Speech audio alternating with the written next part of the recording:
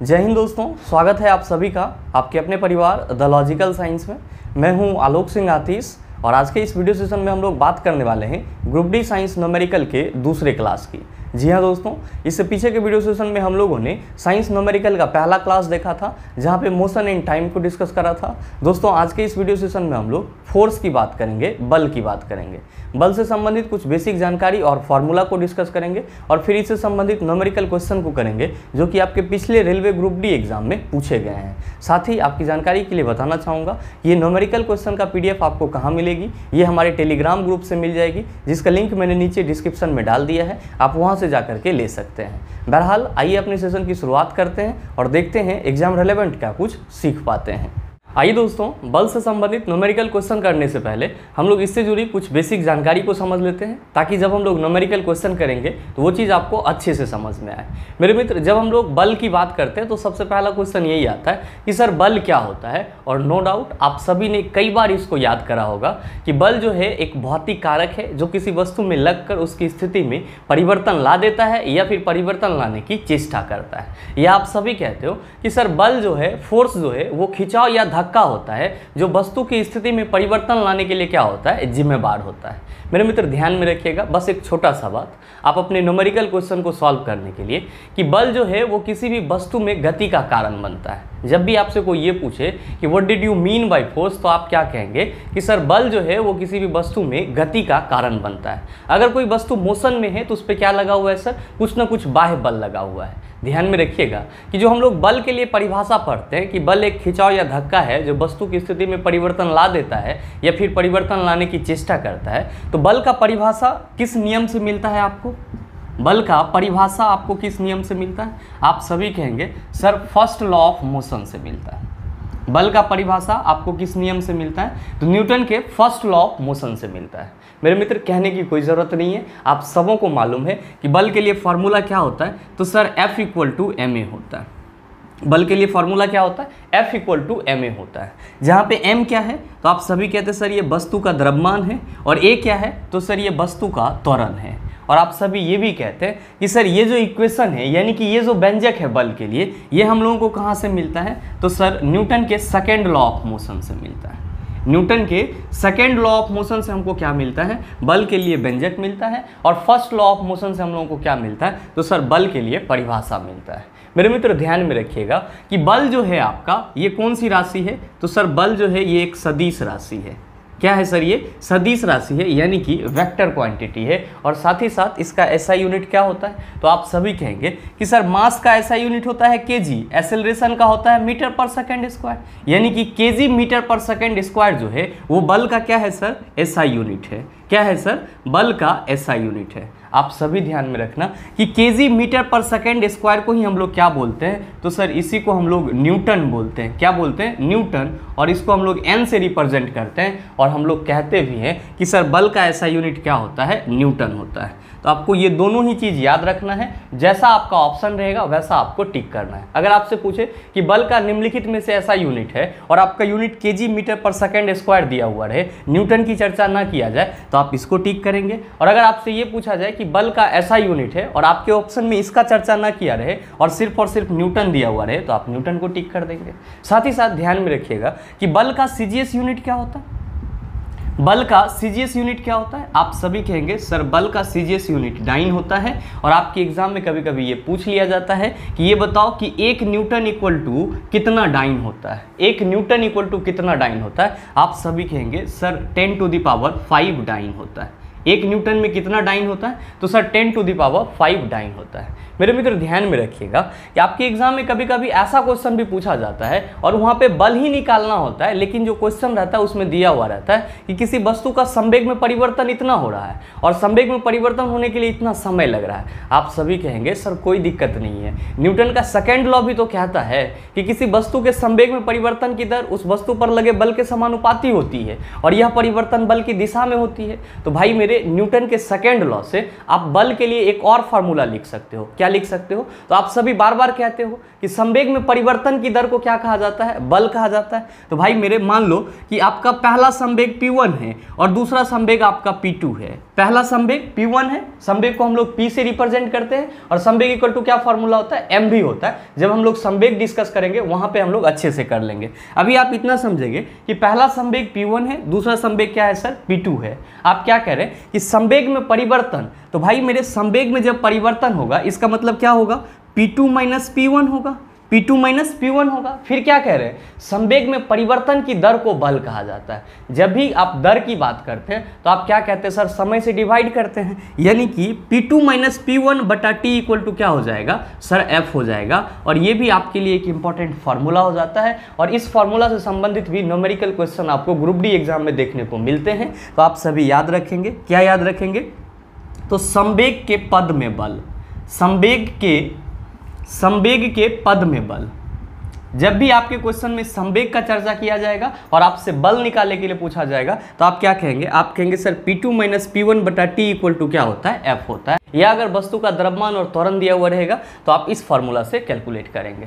साथ ही आपके एग्जाम में कभी कभी एक और क्वेश्चन पूछ लिया जाता है कि किसी निकाय पर जब एक से अधिक बल लग रहा होता है समान दिशा में या फिर विपरीत दिशा में, तो वहां पे नेट फोर्स क्या होता है, यानी कि नेट बल क्या होता है। आइए उसको भी समझते हैं, लेकिन उससे पहले अगर आप कुछ नोट डाउन करना चाहते हैं तो वीडियो को पॉज करके इन सारे चीजों को नोट डाउन कर सकते हैं। अब हम लोग बात कर लेते हैं कि किसी निकाय पर एक साथ लगने वाला बल का मान क्या होता है। या आप सीधे सीधे कह सकते हैं कि सर जब किसी वस्तु पर एक साथ एक से अधिक बल लगता है तब वहां पे नेट फोर्स क्या होगा, यानी कि कुल बल क्या होगा। मेरे मित्र ध्यान में रखिएगा कि जब भी किसी वस्तु पर एक साथ एक से अधिक बल लग रहा होगा तो वहां पे आपको 3 कंडीशन देखने को मिलेंगे। कितने कंडीशन देखने को मिलेंगे? 3 कंडीशन देखने को मिलेंगे। पहला कंडीशन क्या होगा? तो सर जब सारे बल एक ही दिशा में लग रहा हो। जब सारे बल क्या हो रहा होगा सर? एक ही दिशा में लग रहा होगा, एक ही दिशा में लग रहा होगा। मेरे मित्र मान लीजिए कि ये आपका कोई एक सिस्टम है, सिस्टम बोले तो कोई एक निकाय है, ठीक है। इस पे जो है सर 5 न्यूटन का बल लग रहा है और साथ ही साथ 10 न्यूटन का बल लग रहा है और आपसे पूछ दिया जाएगा कि इस पे कुल बल कितना लग रहा है। तो आप क्या देख रहे हैं कि सर ये दोनों जो बल इस पे लग रहा है वो सेम डायरेक्शन में लग रहा है। दोनों बल क्या लग रहा है सर? सेम डायरेक्शन में लग रहा है। तो हमेशा ध्यान में रखेंगे कि जब सारे बल एक ही दिशा में लग रहा हो तब जो आपका कुल बल होगा वो क्या होगा सर? तो इस दोनों ही बल का योग होगा। इस दोनों ही बल का क्या होगा? योग होगा। यानी कि आप सभी कहेंगे कि सर यहाँ पे 15 न्यूटन का बल लग रहा है। क्या लग रहा है सर? 15 न्यूटन का बल लग रहा है। मेरे मित्र ध्यान में रखिएगा अपने दूसरे कंडीशन में क्या कि जब बराबर बल एक दूसरे के विपरीत लग रहा हो, एक दूसरे के विपरीत लग रहा हो। आप कहेंगे सर ये सिचुएशन कैसा होगा? एक दूसरे के विपरीत लग रहा हो। यहां पे ध्यान दीजिएगा, मान लीजिए कि ये आपका कोई एक सिस्टम है, ठीक है सर, और इस पे एक 5 न्यूटन का बल इधर लग रहा है और एक 5 न्यूटन का बल आपका इधर लग रहा है। ध्यान दीजिएगा मैं क्या बोल रहा हूं कि जब बराबर बल एक दूसरे के विपरीत लग रहा हो तब कुल बल क्या होगा, तब नेट फोर्स क्या होगा। जैसे कि आप देख रहे हैं कि इस सिस्टम पे एक 5 न्यूटन का बल इधर लग रहा है और एक 5 न्यूटन का बल इधर लग रहा है। तो आप ये बताइए कि आप कहते हैं कि सर बल वस्तु में गति का कारण बनता है, तो यहाँ पे वस्तु का गति किधर होगा? आप सभी कहेंगे सर कैसा बात कर रहे हैं, 5 न्यूटन से इधर से खींच रहे हैं, 5 न्यूटन से इधर से खींच रहे हैं, ये कहीं नहीं जाएगा सर, ये यहीं का यहीं रह जाएगा, यानी कि इसकी स्थिति में कोई परिवर्तन नहीं होगा। मेरे मित्र मैं आप सबों को समझाना चाह रहा था कि जब दो बराबर बल एक दूसरे के विपरीत दिशा में लगता है, जब दो बराबर बल एक दूसरे के विपरीत दिशा में लगता है तब क्या होती है सर? तब वहां पे संतुलन की स्थिति पैदा हो जाती है और वस्तु में गति नहीं होती है। और ध्यान में रखिएगा कि संतुलित बल के चलते वस्तु में गति नहीं होती है। वस्तु में जब भी गति होगी तो असंतुलित बल के चलते होगी। तो आप ये भी कह सकते हैं कि संतुलित बल वस्तु में गति का कारण नहीं बनता है, जबकि असंतुलित बल वस्तु में गति का कारण बनता है। मेरे मित्र ध्यान में रखिएगा, यहाँ पे जो फोर्स लगेगा इस पे वो क्या हो जाएगा, तो सर 0 हो जाएगा। क्यों? क्योंकि दोनों ही बल जो है वो समान परिमाण का है, लेकिन डायरेक्शन दोनों का क्या है, अलग अलग है। आप कहेंगे सर एक पॉजिटिव हो जाएगा और एक निगेटिव हो जाएगा, तो दोनों को जब हम लोग जोड़ेंगे तो ये क्या हो जाएगा सर, 0 हो जाएगा। तो हमेशा ध्यान में रखना है कि जब बराबर बल एक दूसरे के विपरीत लग रहा होगा, जब बराबर बल एक दूसरे के विपरीत लग रहा होगा तो नेट बल मेरा क्या होगा, 0 होगा और वस्तु की स्थिति में कोई परिवर्तन नहीं होगा। ध्यान दीजिएगा। अब आपका एक तीसरा केस है कि जब असमान बल एक दूसरे के विपरीत लग रहा हो, एक दूसरे के विपरीत लग रहा हो। ध्यान दीजिएगा, यहां पे क्या कहा जा रहा है कि जब असमान बल एक दूसरे के विपरीत लग रहा हो तब क्या होगा। तो मेरे मित्र ध्यान दीजिए, मान लीजिए कि ये आपका एक कोई सिस्टम है, कोई निकाय है, इस पे आप 10 न्यूटन का फोर्स इधर लगा रहे हैं और 5 न्यूटन के फोर्स से आप इधर खींच रहे हैं। आप बताइए कि ये वस्तु किधर जाएगा। आप सभी कहेंगे सर ज्यादा बल इधर लगा रहे हैं तो वस्तु इधर ही जाएगा, ज्यादा बल इधर लगा रहे तो वस्तु इधर ही जाएगा। इसका मतलब क्या हुआ कि जब भी आपका असमान बल एक दूसरे के विपरीत लगेगा, जब दो असमान बल एक दूसरे के विपरीत लगेगा तो जिधर बल ज्यादा होगा वस्तु उधर ही गति करेगा। लेकिन अगर आपसे यहां पे ये पूछ लिया जाए कि जब दो असमान बल एक दूसरे के विपरीत लग रहा है तब वहां पे नेट बल क्या होगा, यानी कि कुल बल क्या होगा, तब आप सभी क्या कहेंगे, तब आप सभी कहेंगे कि सर ये बल इधर लग रहा है तो जाहिर सी बात है कि ये क्या होगा सर, प्लस होगा, और ये इसके विपरीत लग रहा है तो ये क्या होगा सर, माइनस होगा। इसको हम लोग मान लेते हैं F1 और इसको हम लोग मान लेते हैं सर F2। ध्यान दीजिए, यहाँ पे कुल बल हम लोग कैसे निकालेंगे, तो मैंने आपको बोला कि जब किसी निकाय पर एक से अधिक बल लग रहा होता है तो उन सारे बल को जोड़ दिया जाता है तो आपको क्या मिल जाता है, कुल बल मिल जाता है। यहाँ पे कैसे निकलेगा, तो आप सभी कहेंगे कि सर यहाँ F कितना, F1 कितना है 10 न्यूटन और साथ ही साथ आपका F2 कितना है, तो आप कहेंगे सर ये तो -5 न्यूटन हो जाएगा। तो भाई रे यहाँ पे लिखेंगे प्लस इंटू -5, क्या लिखेंगे, प्लस इंटू -5। ये -5 क्या बता रहा है सर, तो ये माइनस साइन बता रहा है कि बल जो है विपरीत दिशा में लग रहा है। और ध्यान दीजिए, आप सभी क्या कहेंगे, आप सभी कहेंगे सर ये प्लस माइनस माइनस हो जाएगा और 10 में से 5 जाएगा, क्या हो जाएगा सर, 5 हो जाएगा। यानी कि जब दो असमान बल एक दूसरे के विपरीत लग रहा होगा, यहाँ पे एक 10 न्यूटन का फोर्स इधर लग रहा था, 5 न्यूटन का फोर्स इधर लग रहा था, तो इसमें कुल नेट फोर्स कितना लग रहा था, आप सभी कहेंगे सर 5 न्यूटन लग रहा था। ध्यान में रखिएगा कि ये जो आपका एग्जाम्पल है ये किसका एग्जाम्पल है, तो सर ये असंतुलित बल का एग्जाम्पल है। और आप देख रहे हैं कि यहाँ पे असंतुलित बल लग रहा है, इसीलिए वस्तु में गति क्या हो रही है, किसी एक दिशा में हो रही है। मेरे मित्र, बल से संबंधित अगर आपको इतना सा चीज मालूम है तो इससे जो क्वेश्चन पूछे जाते हैं उसको आप आसानी से सॉल्व कर सकते हैं। आइए चलते हैं क्वेश्चन की दुनिया में, लेकिन उससे पहले अगर आप कुछ नोट डाउन करना चाहते हैं तो वीडियो को पॉज करके इन सारे चीजों को नोट डाउन कर सकते हैं। आपका जो पहला क्वेश्चन है आज के इस सेशन का, क्वेश्चन नंबर 1, क्या पूछा जा रहा है आपसे पूछा जा रहा है कि एक स्थिर बल 2 सेकंड की अवधि के लिए 5 केजी द्रव्यमान की वस्तु पर कार्य करता है। यह वस्तु के वेग को 4 मीटर पर सेकंड से 7 मीटर पर सेकंड तक बढ़ा देता है। प्रयुक्त बल की मात्रा ज्ञात करें।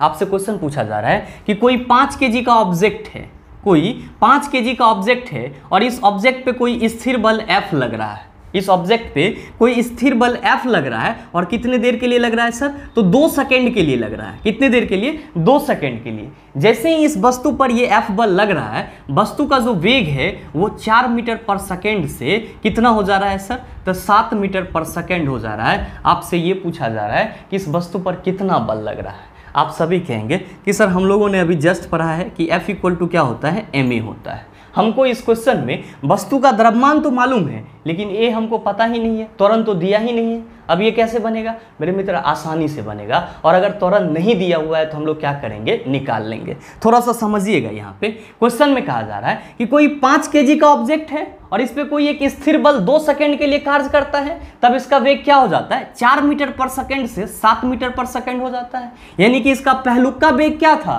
4 मीटर पर सेकंड, बाद वाला वेग क्या है, 7 मीटर पर सेकंड। तो सर ये 4 मीटर पर सेकंड जो है ये क्या है सर, आप कहिएगा सर ये वस्तु का प्रारंभिक वेग है। यानी कि u इक्वल टू कितना हो गया, 4 मीटर पर सेकंड, बाद वाला वेग 7 मीटर पर सेकंड, तो अंतिम वेग कितना हो जाएगा, आप सभी कहिएगा गुरुजी 7 मीटर पर सेकंड हो जाएगा। तो आप बताइए कि आपको अंतिम वेग मालूम चल गया, प्रारंभिक वेग मालूम चल गया और समय मालूम चल गया, तो क्या आप त्वरण नहीं निकाल सकते हैं? आप कहेंगे बिल्कुल निकाल सकते हैं। सर हम लोगों ने पढ़ा है a इक्वल टू क्या होता है, v minus you by T होता है। a इक्वल टू क्या होता है, v minus you by T होता है। v आपका कितना है, तो सर 7 है। आपका u कितना है, तो सर 4 है।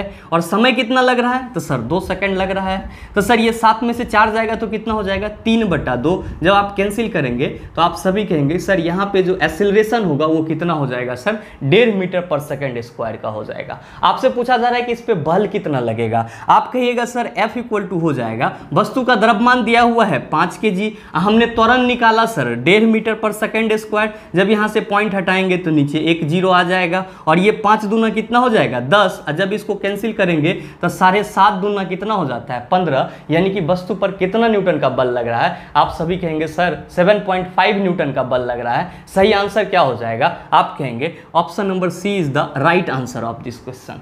मेरे मित्र उम्मीद करते हैं आप समझ पाए होंगे। चलते हैं अगले क्वेश्चन की तरफ। आपका जो अगला क्वेश्चन है, क्वेश्चन नंबर 2, बड़ा ही लॉलीपॉप सा सवाल और मेरे ख्याल से हर एक स्टूडेंट इसको बना लेंगे। आपसे क्वेश्चन पूछा जा रहा है कि 20 किलोग्राम द्रव्यमान वाली वस्तु का 4 मीटर पर सेकंड स्क्वायर के त्वरण के साथ हस्तांतरण होता है, उस पर लगने वाले बल की मात्रा की गणना करें। मेरे मित्र आपसे क्वेश्चन पूछा जा रहा है कि कोई वस्तु है जिसका द्रव्यमान 20 kg है और ये कितने त्वरण से हस्तांतरण हो रहा है। तो सर आपके क्वेश्चन में दिया हुआ है 4 मीटर पर सेकंड स्क्वायर के त्वरण से हस्तांतरण हो रहा है। आपसे पूछा जा रहा है इस पर लगने वाला बल क्या होगा, बताइए ना बनेगा। आप कहेंगे सर F इक्वल टू अभी ना पढ़े हैं, ma होता है। वस्तु का द्रव्यमान दिया हुआ है सर 20 kg, इसका एक्सीलरेशन कितना है सर 4, यानी कि इस पे बल कितना लग रहा है, 80 न्यूटन लग रहा है। तो सही आंसर क्या हो जाएगा, आप सभी कहेंगे sir option number A is the right answer of this question. उम्मीद करते हैं समझ पाए होंगे। चलते हैं अगले क्वेश्चन की तरफ। आपका जो अगला क्वेश्चन है, क्वेश्चन नंबर 3, क्या पूछा जा रहा है आपसे। आपसे पूछा जा रहा है कि जब 100 न्यूटन का एक बल 50 kg द्रव्यमान की एक वस्तु पर लगाया जाता है तो उत्पन्न होने वाले त्वरण की गणना कीजिए। लीजिए, अब नहीं बनेगा, आसानी से बनेगा। आपसे कहा जा रहा है कि जब 100 न्यूटन का एक बल 50 kg द्रव्यमान की एक वस्तु पर लगाया जाता है, भाई रे कोई वस्तु है जेकर द्रव्यमान कितना दिया है, 50 kg। कितना दिया है, 50 kg। और इस पर कितना न्यूटन का बल लगा रहा है, तो सर ये 100 न्यूटन का बल लगा रहा है। यानी कि F का वैल्यू कितना है, 100 न्यूटन। द्रव्यमान कितना है सर, 50 kg, यानी कि m का वैल्यू 50 kg है। आपसे पूछा जा रहा है कि इस वस्तु का त्वरण क्या होगा, a इक्वल टू व्हाट। आप सभी क्या कहिएगा, गुरुजी F इक्वल टू क्या होता है, ma होता है। जब हमको a निकालना रहेगा तो क्या हो जाएगा, तो सर F/m हो जाएगा। देखिए आपका फोर्स कितना है, 100 न्यूटन। वस्तु का द्रव्यमान कितना है सर, 50 kg। 50 दूना कितना हो जाएगा सर, 100। आप कहिएगा कि सर वस्तु का जो त्वरण होगा वो 2 मीटर पर सेकंड स्क्वायर होगा। तो ये बताइए कि सही आंसर क्या हो जाएगा। आप सभी कहेंगे sir option number A is the right answer of this question. चलते हैं अगले क्वेश्चन की तरफ। आपका जो अगला क्वेश्चन है, क्वेश्चन नंबर 4, क्या पूछा जा रहा है आपसे। आपसे पूछा जा रहा है कि किसी वस्तु के संवेग में 0.02 सेकंड में 10 kg मीटर पर सेकंड परिवर्तन होता है, तब वस्तु पर कार्य कर रहा बल है। अभी जस्ट मैंने आपको बताया था कि आपके एग्जाम में संवेग में परिवर्तन से संबंधित भी क्वेश्चन पूछे जाते हैं और ये क्वेश्चन आपका पूछा गया है। आपके क्वेश्चन में दिया हुआ है कि वस्तु के संवेग में परिवर्तन कितना हो रहा है। वस्तु के संवेग में परिवर्तन कितना हो रहा है, तो सर 10 kg मीटर पर सेकेंड हो रहा है। और ये परिवर्तन कितने समय में हो रहा है, तो सर t इक्वल टू दिया हुआ है 0.02 सेकेंड। यानी कि क्वेश्चन में कहा जा रहा है कि किसी वस्तु का संवेग जो है वो 0.02 सेकेंड में कितना परिवर्तित हो जा रहा है, तो सर 10 kg मीटर पर सेकेंड परिवर्तित हो जा रहा है। तो आपसे पूछा जा रहा है कि इस वस्तु पर कार्य कर रहा बल का मान क्या होगा, F इक्वल टू व्हाट। मेरे मित्र जरा सा आप ये बताओ, ये जो आपका संवेग में परिवर्तन लिखा हुआ है इसको आप और कैसे लिख सकते हो, तो आप सभी कहेंगे सर अब ये ना बताए हैं, इसको हम लोग P2 माइनस P1 के रूप में भी लिख सकते हैं। भाई मेरे मैं यही बताना चाहता था आपको। आप सभी ने अभी जस्ट देखा है कि सर जब संवेग के पदों में बल को व्यक्त किया जाता है तो हम लोग क्या कहते हैं, F इक्वल टू क्या होता है, P2 माइनस P1 बटा T होता है। ध्यान दीजिएगा, P2 माइनस P1 कितना है, तो गुरुजी 10 kg मीटर पर सेकेंड। समय कितना लग रहा है, तो 0.02। आप इसको क्या करेंगे, पॉइंट हटा देंगे, यहाँ से ऊपर क्या करेंगे, 2 जीरो डाल देंगे और जब आप इसको सॉल्व करेंगे तो ये कितना हो जाएगा सर 500 न्यूटन। तो ये बताइए कि सही आंसर क्या हो जाएगा। आप सभी कहेंगे sir option number C is the right answer of this question. हमेशा ध्यान में रखना है, जब भी आपके क्वेश्चन में संवेग में परिवर्तन दिया हुआ रहेगा और आपसे पूछा जाएगा कि बल कितना कार्य कर रहा है, आप सभी क्या कहेंगे, सर बल इक्वल टू हो जाएगा P2 माइनस P1 बटा T। P2 माइनस P1 बटा T। संवेग में परिवर्तन की दर को क्या कहते हैं, बल कहते हैं। चलते हैं अगले क्वेश्चन की तरफ। आपका जो अगला क्वेश्चन है, क्वेश्चन नंबर 5, क्या पूछा जा रहा है आपसे। आपसे पूछा जा रहा है कि एक कार 72 किलोमीटर पर आवर की गति से चल रही है, ब्रेक लगाने के बाद इसे रुकने में 4 सेकंड लगते हैं। यदि कार का द्रव्यमान 1000 किलोग्राम है तो ब्रेक द्वारा लगाए गए बल का परिमाण क्या है। आप सभी कहेंगे सर ये कैसे बनेगा। मेरे मित्र आसानी से बना सकते हैं। आपसे क्वेश्चन पूछा जा रहा है कि कोई कार है जिसका द्रव्यमान कितना है, 1000 kg है, और ये car sir 72 kilometre per hour के स्पीड से चल रहा है। जैसे ही इस पे ब्रेक लगाया जाता है तो 4 सेकंड बाद ये क्या हो जाता है सर, रुक जाता है। तो आपसे पूछा जा रहा है कि ब्रेक द्वारा कार पर कितना बल लगाया जा रहा है, यानी कि F इक्वल टू व्हाट। मेरे मित्र आप सभी कहेंगे कि सर अभी जस्ट पढ़े हैं F इक्वल टू ma होता है, लेकिन समस्या ये है कि हमारे क्वेश्चन में त्वरण नहीं दिया हुआ है, सिर्फ और सिर्फ कार का द्रव्यमान दिया हुआ है। अब ये कैसे निकालेंगे, तो आसानी से निकाल सकते हैं। ध्यान दीजिएगा, क्वेश्चन में कहा जा रहा है कि ये 1000 kg द्रव्यमान वाला जो कार है ये 72 किलोमीटर पर आवर के स्पीड से चल रहा है, लेकिन जैसे इस पे ब्रेक लगाया जाता है ये 4 सेकंड बाद रुक जाता है। भाई मेरे, जब कोई भी चीज रुक जाती है तो उसका वेग क्या हो जाता है, तो सर 0 हो जाता है। ध्यान दीजिएगा, यहाँ पे कार जो है वो क्यों रुक रहा है, तो सर ब्रेक लगाने के बाद रुक रहा है। तो ब्रेक लगाने से पहले इसकी गति क्या थी, 72 किलोमीटर पर आवर। ब्रेक लगाने के बाद इसकी गति क्या है, तो सर ये तो रुक जाएगी तो 0 हो जाएगी। तो ध्यान में रखिएगा, जब ये रुक जाएगी तो 0 हो जाएगी, यानी कि इसका अंतिम वेग क्या हो जाएगा सर, 0 हो जाएगा। और ब्रेक लगाने से पहले जो इसका वेग है सर वो क्या कहलाएगा, सर प्रारंभिक वेग कहलाएगा। और ये परिवर्तन कितना देर में हो रहा है सर, तो सर ब्रेक लगाने के 4 सेकंड बाद गाड़ी रुक रही है, यानी कि आपका समय कितना दिया हुआ है सर, 4 सेकंड दिया हुआ है। तो आप बताइए आपको त्वरण नहीं मिलेगा, आसानी से मिल जाएगा। आप सभी कहेंगे कि सर एक और प्रॉब्लम है यहाँ पे 72 किलोमीटर पर आवर दिया हुआ है, जबकि यहाँ पे टाइम सेकंड में दिया हुआ है। तो कोई दिक्कत नहीं है, चला किलोमीटर पर आवर को हम लोग क्या करेंगे, मीटर पर सेकंड में चेंज कर लेंगे। आप सभी कहेंगे सर 5/18 से गुना कर दीजिए, तो लीजिए 72 × 5/18 कर देते हैं। 18 चौका कितना हो जाएगा, 72, 5 चौका 20 मीटर पर सेकंड हो गया। यानी कि कार का जो प्रारंभिक वेग है वो कितना है सर, 20 मीटर पर सेकंड। अंतिम वेग कितना है, 0। और ये परिवर्तन कितने समय में हो रहा है, तो गुरुजी 4 सेकंड में हो रहा है। तो बताइए एक्सेलरेशन क्या होगा, आप कहिएगा v - u/t हो जाएगा। अंतिम वेग कितना है, 0। प्रारंभिक वेग कितना है सर, 20 मीटर पर सेकंड। और समय कितना लग रहा है सर, 4 सेकंड। आप सभी कहेंगे सर ये हो जाएगा -20/4। 4 पंचे क्या हो जाएगा सर, 20 -5 मीटर पर सेकंड स्क्वायर। कार का क्या हो जाएगा, त्वरण हो जाएगा। आप कहिएगा कि सर ये माइनस साइन कहाँ से आ गया। मेरे मित्र मैंने आपको पीछे के सेशन में बताया है कि ऋणात्मक त्वरण को हम लोग क्या कहते हैं, मंदन कहते हैं। और मंदन के केस में क्या होता है सर, वेग घट रहा होता है। आप कह रहे हैं कि ब्रेक लगाने के 4 सेकंड बाद गाड़ी रुक जा रही है, गाड़ी क्या हो जा रही है सर, रुक जा रही है। तो यहाँ पे वेग जब 0 हो जा रहा है तो वेग घट रहा है या बढ़ रहा है, आप कहेंगे सर वेग तो घट रहा है, तभी ना वेग 0 हो जा रहा है। तो बस ये जो माइनस साइन है ये बता रहा है कि यहाँ पे जो कार का वेग है वो क्या हो रहा है सर, घट रहा है। और ध्यान में रखिएगा, ऋणात्मक त्वरण को ही हम लोग क्या कहते हैं, मंदन कहते हैं। और जब भी हम लोग कार में ब्रेक लगाते हैं तो वहां पे त्वरण नहीं होता है, वहां पे सर मंदन होता है। क्या होता है सर, रिटार्डेशन होता है। ध्यान दीजिएगा, आपसे पूछा जा रहा है कि इस पे ब्रेक द्वारा कितना बल लगेगा। तो मेरे मित्र आप सभी कहेंगे कि सर कार का द्रव्यमान है 1000 kg, कार का द्रव्यमान कितना है 1000 kg, और इस पे त्वरण कितना लग रहा है, तो सर -5 मीटर पर सेकंड स्क्वायर। ध्यान में रखिएगा, इस माइनस साइन को हम लोग यहाँ पे नहीं कैलकुलेट करेंगे। क्यों, क्योंकि ये माइनस साइन सिर्फ और सिर्फ ये बता रहा है कि कार का जो वेग है वो घट रहा है, लेकिन किस त्वरण से घट रहा है, तो सर 5 मीटर पर सेकंड स्क्वायर के त्वरण से घट रहा है। तो लीजिए हम यहाँ पे 5 लिख देते हैं। भाई मेरे, इस 1000 को हम 10⁻³ लिख सकते हैं, गुना 5 लिख सकते हैं। आप कहेंगे बिल्कुल लिख सकते हैं। क्या हम इसको और अरेंज करके 5 × 10⁻³ लिख सकते हैं, आप कहेंगे सर बिल्कुल लिख सकते हैं। तो आप बताइए कि कार पर ब्रेक द्वारा कितना बल लग रहा है, आप सभी कहेंगे सर 5 × 10⁻³ न्यूटन बल लग रहा है। तो सही आंसर क्या हो जाएगा, आप कहेंगे sir option number D is the right answer of this question. उम्मीद करते हैं समझ पाए होंगे। चलते हैं अगले क्वेश्चन की तरफ। आपका जो अगला क्वेश्चन है, क्वेश्चन नंबर 6, क्या पूछा जा रहा है आपसे पूछा जा रहा है कि एक वस्तु पर 20 न्यूटन का बल लागू किया जाता है और यह 2 मीटर पर सेकंड स्क्वायर के त्वरण के साथ गति करती है। वस्तु के द्रव्यमान की गणना कीजिए। नहीं बनेगा, आसानी से बन जाएगा। आप सभी कहेंगे सर हमारे क्वेश्चन में दिया हुआ है F इक्वल टू कितना, 20 न्यूटन, और वस्तु का त्वरण कितना है, तो सर 2 मीटर पर सेकंड स्क्वायर। क्या पूछा जा रहा है, वस्तु का द्रव्यमान पूछा जा रहा है। M equal to what. आप सभी क्या कहेंगे sir F equal to ma होता है। F के जगह क्या करेंगे, तो सर 20 न्यूटन को रखेंगे। M हमको निकालना ही है। त्वरण कितना है सर 2, तो 2 दहाई कितना होता है सर 20।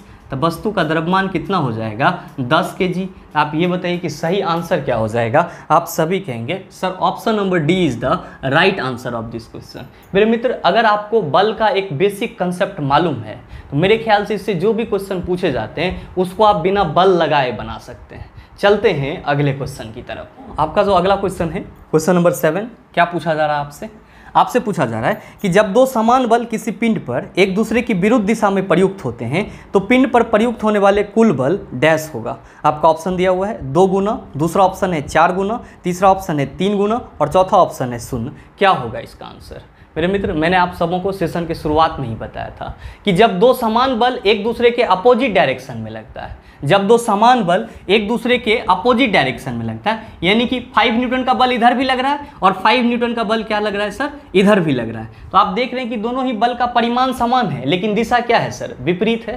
तो आप सभी ने क्या देखा था कि सर यहाँ पे जो नेट बल हो जाता है वो क्या हो जाता है सर, 0 हो जाता है और इसी के चलते वस्तु में गति नहीं हो पाती है। तो आपसे जो क्वेश्चन पूछा जा रहा है उसका सीधा सीधा आंसर क्या हो जाएगा, आप सभी कहेंगे गुरुजी ऑप्शन नंबर डी हो जाएगा।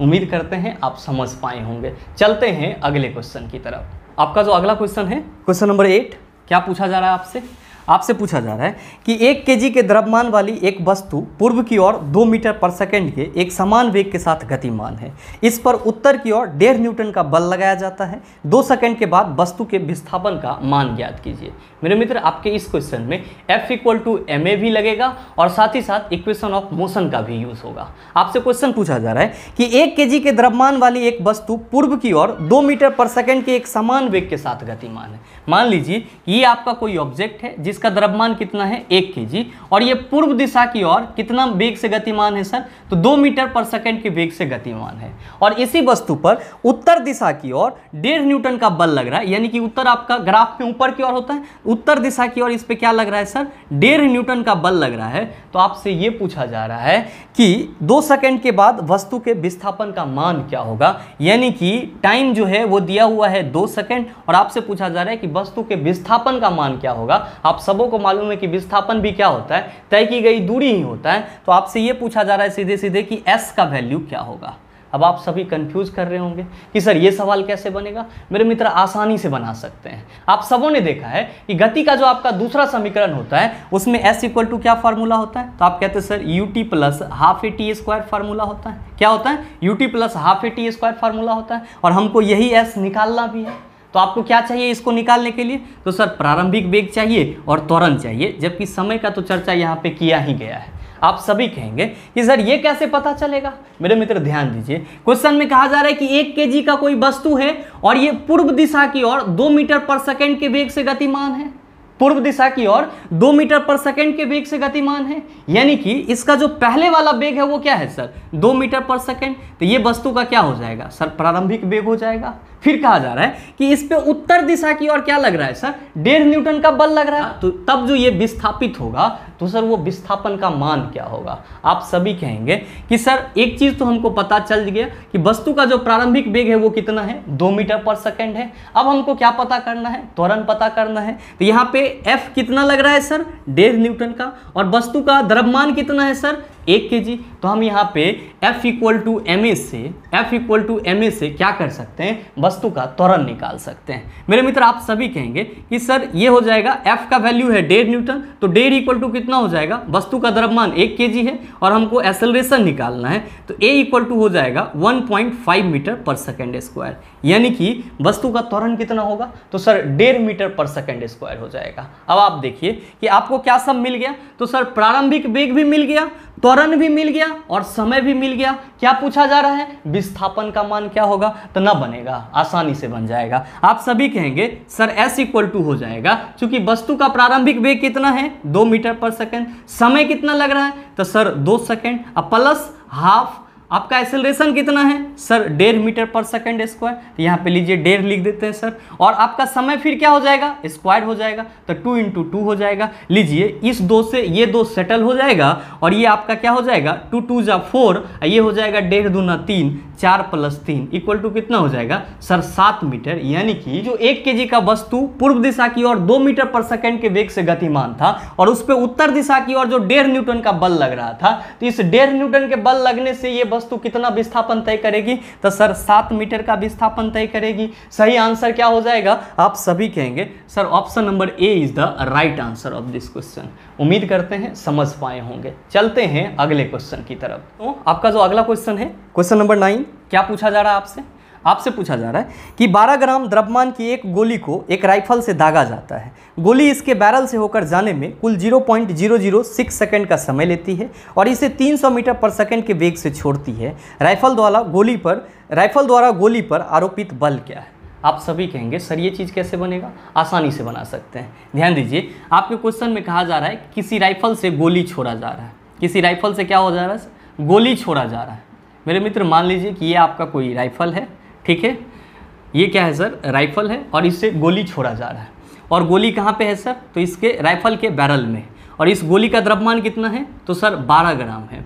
जब इस पे ट्रिगर दबाया जाता है तब जो ये गोली बैरल से बाहर आता है तब उसकी वेग कितनी रहती है? तो सर 300 मीटर पर सेकंड रहती है। कितनी रहती है सर? v = 300 मीटर पर सेकंड। और इसको बैरल से बाहर आने में कितना समय लग रहा है? तो सर 0.006 सेकंड का समय लग रहा है। तो आपसे ये पूछा जा रहा है कि जब आपने ट्रिगर दबाया तो ट्रिगर द्वारा इस गोली पर कितना बल लगा, यानी कि F = वाट, ये चीज़ आपको बताना है। आप सभी कहेंगे सर ये कैसे बनेगा? आसानी से बना लेंगे। ध्यान दीजिए, यहाँ पे गोली का द्रव्यमान कितना है सर? 12 ग्राम। गोली का द्रव्यमान कितना है? 12 ग्राम। यहाँ पे ग्राम में हमको क्या करना पड़ेगा? केजी मिलाना होगा।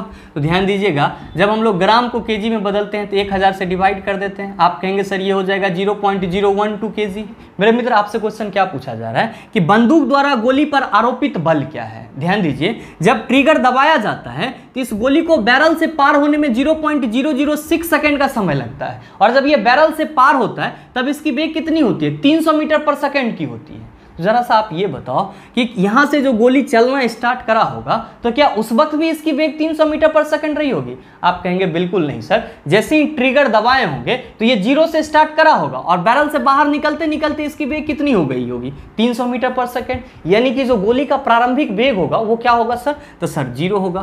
तो हम लोग यहाँ पे क्या लिखेंगे? u = 0, यानी कि गोली का प्रारंभिक वेग कितना है? 0। अंतिम वेग 300 मीटर पर सेकंड। बैरल से बाहर निकलने में कितना समय लग रहा है? 0.006 सेकंड का समय लग रहा है। आपसे पूछा जा रहा है कि बंदूक द्वारा इस गोली पर कितना बल आरोपित किया जा रहा है। आप सभी कहेंगे सर हम लोगों ने कई दफा पढ़ा है F = क्या होता है? ma होता है और A = क्या होता है सर? v - u/t। तो सर हम उस चीज को यहाँ पे ऐसे भी लिख सकते हैं, F = m, a के जगह पे हम लोग क्या लिख लेते हैं? v - u/t लिख लेते हैं। क्या लिख लेते हैं सर? v - u/t लिख लेते हैं। ध्यान दीजिए, आप सभी कहेंगे सर F = हो जाएगा गोली का द्रव्यमान यहाँ पे कितना है सर? 0.012 kg।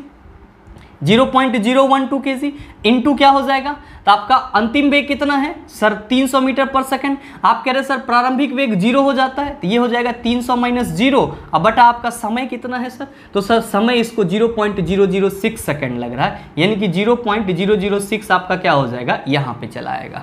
जब आप इसको सॉल्व करेंगे तो आप सभी कहेंगे कि सर हम लोग इसको ऐसे भी लिख सकते हैं 0.012 × 300। क्यों? क्योंकि 300 में से 0 चला ही जाएगा तो क्या बचेगा सर? 300 ही बचेगा। ध्यान दीजिएगा, बटा क्या हो जाएगा? 0.006 हो जाएगा। आप कहेंगे सर ऊपर में भी पॉइंट के बाद 3 है और यहाँ भी पॉइंट के बाद 3 अंक है, तो सर ये पॉइंट तो ऐसे ही कैंसिल हो जाएगा, यानी कि आपका पॉइंट कैंसिल हो गया।